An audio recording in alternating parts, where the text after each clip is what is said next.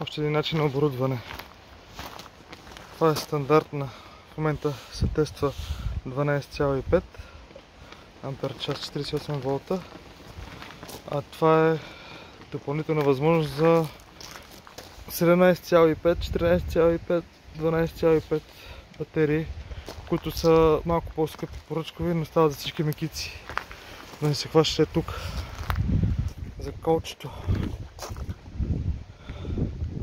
С това нещо, по принцип, това колело специално тук влиза 24 ампер часа и отзад са още максимум 17. Чисто теоретично би трябвало да стигат за около 200 км нормално каране и 150 км по-тежък офроуд и бързо каране най-вече.